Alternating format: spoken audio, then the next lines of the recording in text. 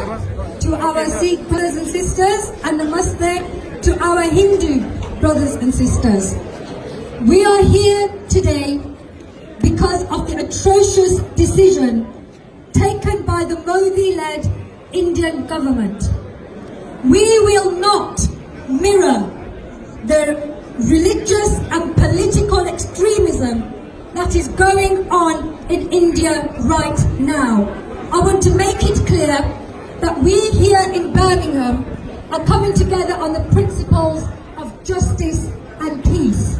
And I want to remind everybody that there are millions of people in India who are also opposing what the Modi government is doing in their name, and we stand with them.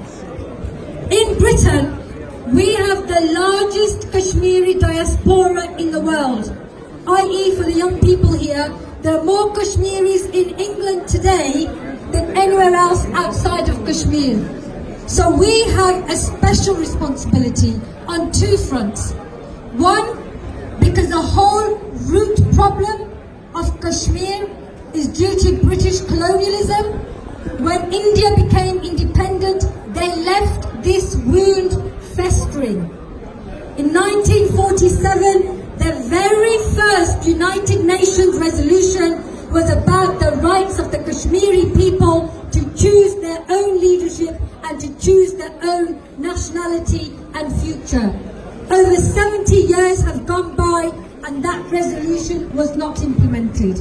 But at that time, Prime Minister Nehru and the leader of the Kashmiri state at that time made a deal for Article 370, which at least gave the Kashmiri people their unique identity and did not allow people from outside to take their land and take their rights. This is what Article 370 is about. And the fact it's being removed, it's important we understand this. What it means is that the whole Kashmiri identity will be wiped out. This is political, cultural genocide.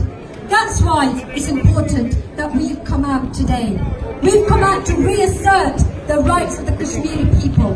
And many people may not know that actually Muslims and Hindus have lived side by side inside Kashmir for hundreds and hundreds of years. So this was not about a religious division. This is the excuse that this nationalist government is now trying to make. In fact, they are the religious extremists, and people try to hijack this issue for their own agendas, and we will not be distracted by that.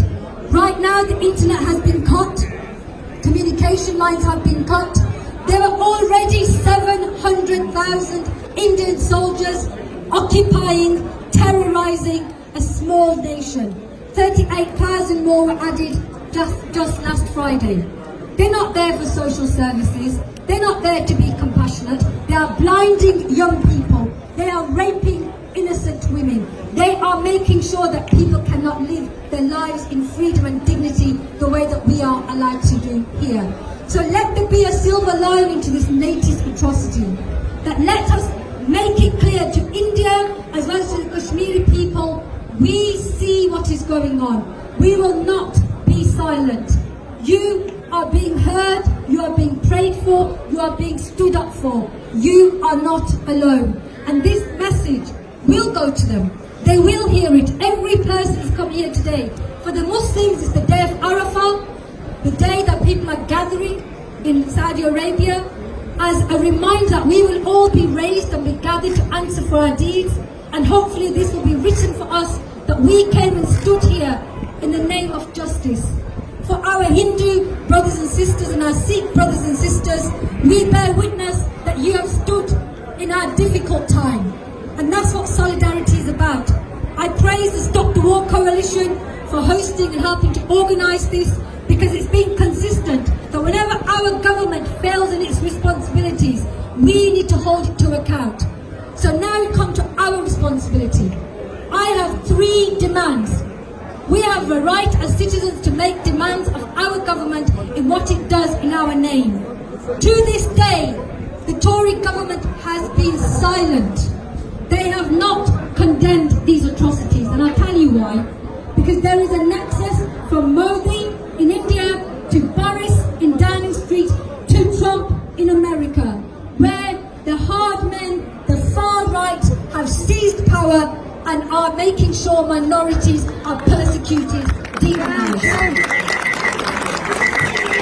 So we must make sure that we make those links and stand and make sure that we stand in solidarity for all the other social justice causes, because that's what they see as the real prize. They see us as the enemies. They want to cut that solidarity and bond of humanity that we have together. So number one, Boris Johnson, to speak out. Freedom! We want freedom! We want freedom! Declare India a terrorist state! Declare India! Declare India!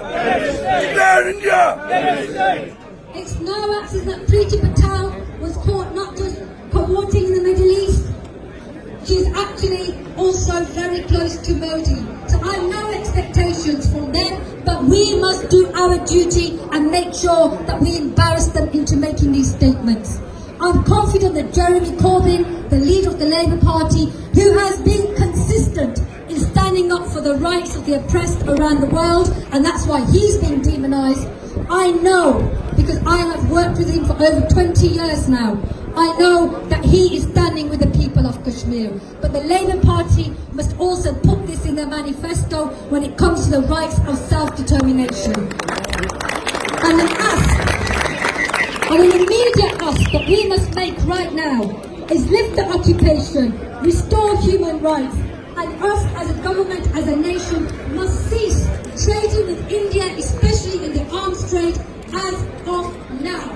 That is not negotiable. We cannot have our tax money going over and being used to kill innocent people in Kashmir. Otherwise, we too are part of that oppression and occupation. Do I have your promise that you will keep coming out to campaign and ask for the boycott of India's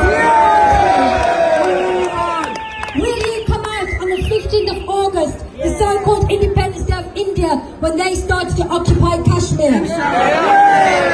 Will you keep coming out even when they demonize you and they call you terrorists for standing up for innocent people? We must keep going. Let us make this the silver lining in the latest atrocities, that actually we are waking up and standing up